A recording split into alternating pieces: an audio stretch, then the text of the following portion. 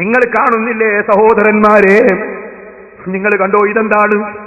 ഇയാളെ വലിയ ശൈഖ് ഉമർ മൗലവി റഹിമഹുല്ല എന്നാ മൗലവി പറയാം, റഹിമഹുല്ല. അയാളോടൊരു ചോദ്യം, ഇമാമിങ്ങൾക്ക് തെറ്റുവച്ചല്ലോ. ചോദ്യം: സുബ്ഹി നമസ്കാരത്തിൽ ഖുനൂത്ത് ഓതുന്നതിൽ നിഷ്ഠ പാലിക്കുകയും മറന്നുപോയാൽ സഹ്വിന്റെ സുജൂദ് ചെയ്യുകയും ഖുനൂത്തും സുജൂദും ഒന്നും എടുക്കാത്തവരെ വഴിപിഴച്ചവരായി കണക്കാക്കുകയും ചെയ്യുന്ന ഇമാമിനെ തുടർന്ന് സുബ്ഹി നിസ്കരിക്കുന്ന മുജാഹിദ് സഹോദരന്മാരെ പറ്റി താങ്കൾ എന്ത് പറയുന്നു? ഖുനൂത്ത് ഓതുന്നവരെ തുടർന്ന് നിസ്കരിക്കുന്ന മുജാഹിദുകളെ പറ്റിയാണ് ചോദ്യം. മറുപടി കേട്ടോളെ ഉമർ മൗലവിന്റെ: മുജാഹിദുകൾ അവരോട് യോജിക്കുന്നവരെ സംഘടിപ്പിച്ച് പ്രത്യേക ജമാഅത്ത് നടത്തുകയാണ് വേണ്ടത്. അതിന് തരപ്പെടാഞ്ഞാൽ, ചില സ്ഥലത്ത് അത് തരപ്പെടില്ല, അതിന് തരപ്പെടാഞ്ഞാൽ ചോദ്യത്തിൽ പറഞ്ഞതുപോലെയുള്ള ഇമാമിനെ തുടർന്ന് നമസ്കരിക്കുന്നതിന് വിരോധം ഇല്ല. അപ്പൊ ഖുനൂത്ത് ഓതുന്ന വിചാരം തുടരാം. അദ്ദേഹം തനി ശിർക്കനാണെന്ന് ഉറപ്പുണ്ടെങ്കിൽ തുടരാൻ പറ്റുകയുമില്ല. തനി ശിർക്കൻ എന്ന് പറഞ്ഞാലോ, മങ്കൂസ് മൗലിദ് ഓതുന്ന, മുഹീദ്ദീൻ റാത്തീബ് ചെല്ലുന്ന, മുഹീദ്ദീൻ മാല പാടുന്ന അങ്ങനത്തെ ആളാണെങ്കിൽ തുടരാൻ പറ്റൂല ഇമാം. അപ്പോ ഈ മുജാഹിദ് സ്നീനെ തുടരുമ്പോ എന്താ ചെയ്യേണ്ടതെന്ന് പറയണല്ലോ. പറയട്ടെ, ഇമാം ഖുനൂത്ത് ഓതുന്ന സമയത്ത് ഖുനൂത്തിൽ പങ്കെടുക്കാതെ വെറുതെ നിൽക്കുന്നതാണ് നല്ലതെന്ന് മനസ്സിലാകുന്നു. ഇമാം അല്ലാഹുമ്മ ഹ്ദിനാ ഫീമൻ ഹദൈത്, ഞങ്ങളെ സന്മാർഗത്തിലാക്കിയവരോട് കൂടെ ഞങ്ങളെയും സന്മാർഗത്തിലാക്കണേ അല്ലാഹ് എന്ന് പറയുമ്പോ വെറുതെ നിൽക്കുക.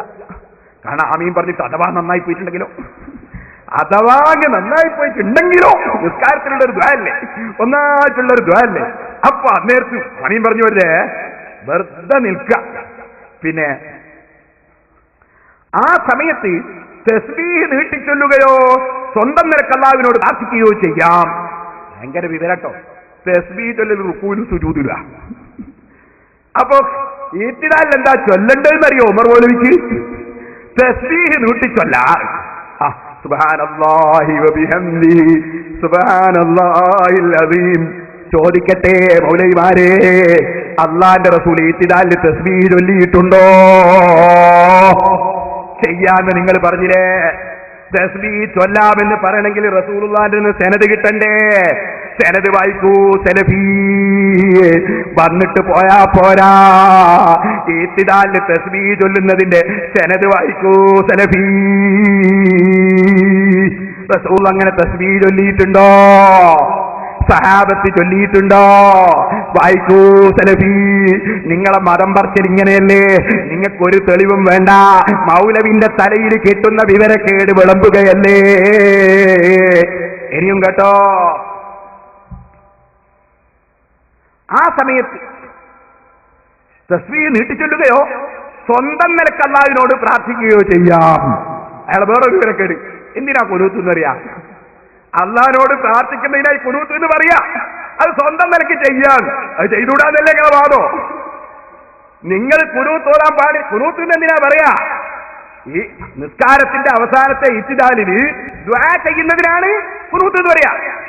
അത് ചെയ്യാൻ നിങ്ങൾ ഇപ്പൊ പറഞ്ഞില്ലേ? അപ്പൊ ഖുനൂത്ത് ഓതാം, ദുആ ചെയ്യാം. ഖുനൂത്ത് തന്നെ അല്ലാഹുമ്മ ഹ്ദിനി ഫീമൻ ഹദൈത എന്ന് പറയണോ? റബ്ബനാ ആതിനാ ഫിദ്ദുനിയ ഹസന വഫിൽ ആഖിറതി ഹസനത വഖിനാ അദാബന്നാർ എന്ന് പറഞ്ഞാൽ ഖുനൂത്താവൂലേ? ആകും. അല്ലാഹുമ്മ ഹ്ദിനി ഫീമൻ ഹദൈത എന്നത് പ്രത്യേക റിപ്പോർട്ട് വന്നതുകൊണ്ട് അത് കൂടുതൽ ഉത്തമമാണ്. ഇനി കേട്ടോളി, എന്നാ ഇനി ബാക്കി കേട്ടോളി. എന്നാൽ ആ ഖുനൂത്തിൽ പങ്കെടുക്കുന്നതിനും വിരോധമില്ലെന്ന് തോന്നുന്നു. ഇമാമിന്റെ കൂടെ നിസ്കരിക്കുമ്പോ ആ ഖുനൂത്തിൽ പങ്കെടുക്കുന്നതിനും വിരോധമില്ലെന്ന് തോന്നുന്നു. അപ്പൊ തോന്നുന്നത് അങ്ങനെയല്ലോ. മറ്റത് മനസ്സിലായത്, ഇത് തിരിഞ്ഞത് തോന്നുന്നത്. ഇനി ഇയാൾ അവസാനം തീരുമാനം പറയുന്നു. തോന്നുന്ന പോലെ ചെയ്യുന്നവരാ മുജാഹിദുകൾ നമ്മൾ പറഞ്ഞാൽ ഇവിടുന്ന് സെലഫി വന്നിട്ട് കംപ്ലൈന്റ് ഉണ്ട്. എനിക്ക് കേട്ടോളി, ഓരോരുത്തർക്കും അവരവരുടെ മനസ്സിന് സമാധാനം തോന്നുന്നത് പോലെ ചെയ്യാവുന്നതാണ്. അവസാനത്തെ തീരുമാനം എങ്ങനെ? എന്ത്? ഓരോരുത്തർക്കും അവരവരുടെ മനസ്സിന് സമാധാനം തോന്നുന്നത് പോലെ ചെയ്യാവുന്നതാണ്. ഇയാളെ മനസ്സിന് ഒരു സമാധാനവും ഇല്ല എന്ന് എല്ലാവർക്കും മനസ്സിലാകുന്നതാണ്. ഇതാണോ ഞങ്ങൾ ഇമാമിങ്ങളെ വിട്ടിട്ട് സ്വീകരിക്കേണ്ടത്? നിങ്ങളെയാണോ? പറയൂ മൗലവിമാരെ, പറയൂ. ഇത് കരയുദ്ധമാണ്. ഓരോന്നിനും പറയൂ മൗലൈമാരെ. ഇനി നിങ്ങൾക്ക് കേൾക്കണോ? ഇവരെ വലിയ നേതാവാരാ? വലിയ നേതാവ് ഇബ്നു തൈമിയ്യ. ഇവര് പറയലാണ് അയാൾ ഇവരായിട്ട് ഒരുപാട് വ്യത്യാസമുണ്ട്, വേറെ വിഷയം. എന്നാൽ അയാൾ മുതൽക്ക് ഇന്നേ വരെയുള്ള മുഴുവൻ മുജാഹിദിനും പിഴച്ചു സക്കരിയ. കേട്ടോളി, എന്താ വിഷയോ? തറാവീഹ്. ഇനി ഈ ഹദീസ് റിപ്പോർട്ട് ചെയ്ത സഹാബികൾ ആരെങ്കിലും ഇവർ പറയുന്നത് പോലെ 17, 21, 23 എന്നിങ്ങനെ വർദ്ധിച്ച എണ്ണങ്ങൾ ഈ ഹദീസിന്റെ വെളിച്ചത്തിൽ നമസ്കരിച്ചതായി പ്രാമാണികമായി തെളിയിക്കപ്പെട്ടിട്ടുണ്ടോ? അതും ഇല്ല. മൂപ്പരാണ് അവർക്ക് തീരുമാനം. അപ്പോൾ രാത്രി നമസ്കാരം ഈരണ്ടീരണ്ടാണ് എന്ന ഹദീസ് 11 റക്അത്തിന്റെ രൂപം വിവരിക്കുകയാണ് ചെയ്യുന്നത്. ഈരണ്ടീരണ്ടായ 11 ഉണ്ടാവും മൗലവി? വല്ലാത്ത കണക്കിനാണല്ലോ. കേട്ടോളി, ഡോക്ടറാണ്. ശരി കേട്ടോളി. അല്ലാതെ റക്അത്ത് എത്രയും ആവാമെന്ന് ധരിപ്പിക്കുകയല്ല എന്ന് വ്യക്തം. ഇതുകൊണ്ടാണ് അറബികളുടെ ഇബ്നു തൈമിയ്യ മുതൽ ഇബ്നു ബാസ് വരെയുള്ളവരുടെ വ്യാഖ്യാനം അബദ്ധമാണ്, പിഴവാണ് എന്ന് നാം ഇത്രയും കാലം ജനങ്ങളെ പഠിപ്പിച്ചത്.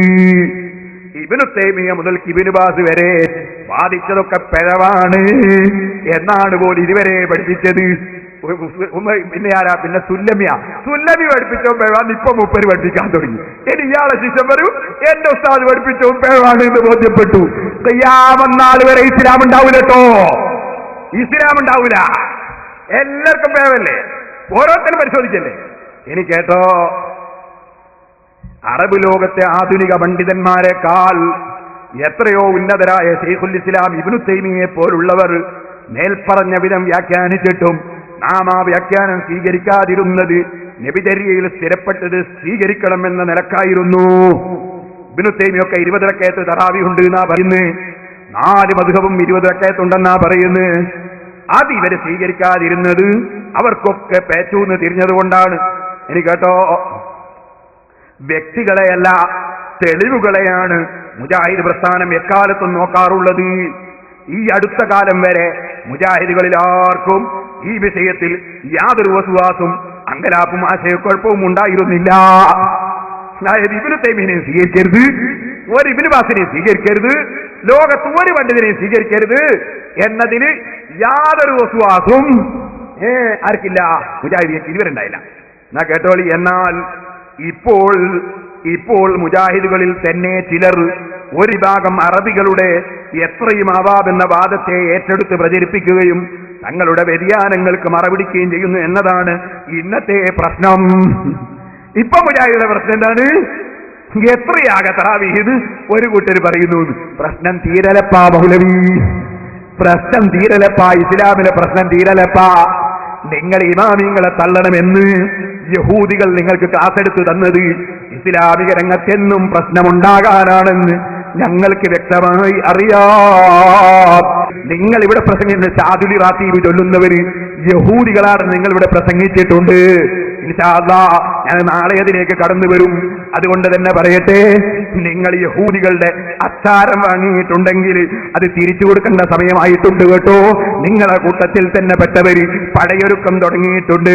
ഇനി ഞാൻ ചോദിക്കട്ടെ, തറാവീഹിന്റെ കാര്യത്തിൽ നിങ്ങൾ എത്ര കാരണം പറഞ്ഞു? ഞാൻ ഓരോന്നോരോന്നങ്ങ് പറയാം, കേട്ടോളൂ. അതാ തറാവീഹിന്റെ വിഷയത്തിൽ മാത്രം നിങ്ങൾ എത്രയെത്ര കരണം മറിഞ്ഞു. സുബ്ഹാനല്ലാഹ്, അതുണ്ടോ പറഞ്ഞാൽ തീരുന്നു. ആദ്യം നിങ്ങൾ എഴുതി 20 റക്അത്ത്, തറാവീഹ് 20 കേട്ടോ. തറാവീഹ് ഇത് റമദാനിൽ മാത്രമേ ഉള്ളൂ. സമയം വിത്റിന്റെ സമയം തന്നെ. ഇത് 20 റക്അത്താണ്. എല്ലാ 2 റക്അത്തിലും സലാം വാജിബുണ്ട്.